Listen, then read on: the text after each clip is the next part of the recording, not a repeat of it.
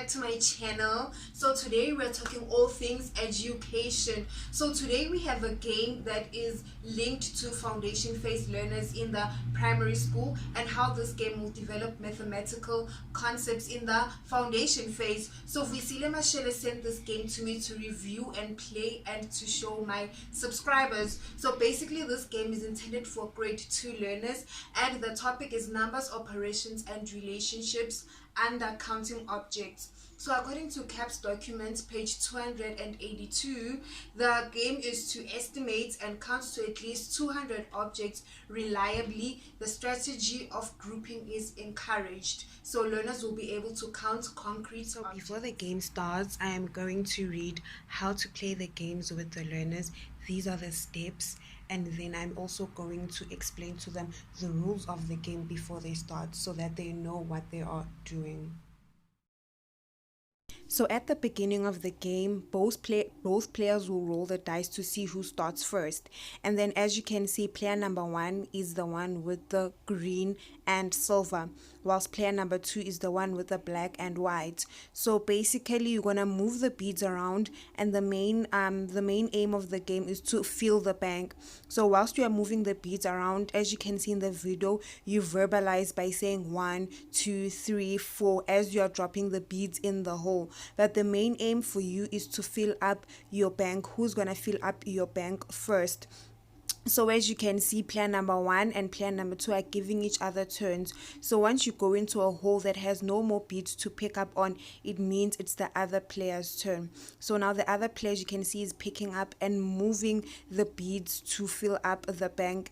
As you can see, player number 1, which is the green, is the one that is filling up her bank much quicker than player number 2. As you can still see, there is pink beads still lingering, but as you can see that player number 1 was the one who won the game because player number 1 was able to fill up her bank first, while player number 2 still had more beads lingering around. As you can see, player number 1 was the one that won with the green. The aim of the game is that learners will be able to develop their understanding of the number system, starting with the rote counting. So learners will develop one-to-one correspondence.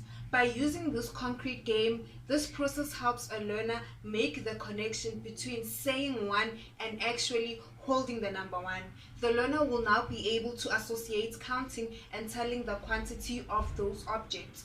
So the game will be able to develop number 1, count to tell the number of objects, and number 2, it will develop them to compare numbers. So by comparing numbers, I mean that the learners will be able to compare different groups in the whole, whether they are greater than, more than, or equal to each other. So the learner will be able to compare these numbers and count to tell the number of objects. So this game is in line with Jean Piaget's theory of constructivism. So Piaget says that learning is an active process rather than a passive process. So basically this states that learners construct meaningful knowledge through active engagement with the world, such as experiments and real-world problem solving and games.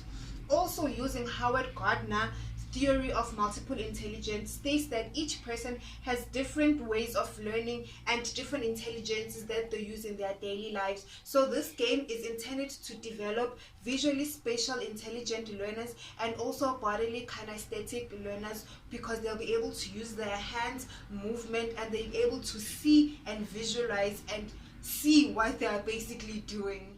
So what makes this game unique and special is that counting objects continue to support the counting skills necessary for understanding place value. Number 2, rote counting. Number 3, the saying of number names. Number 4, the recognition of number symbols. Number 5, the counting skills necessary for calculating in future.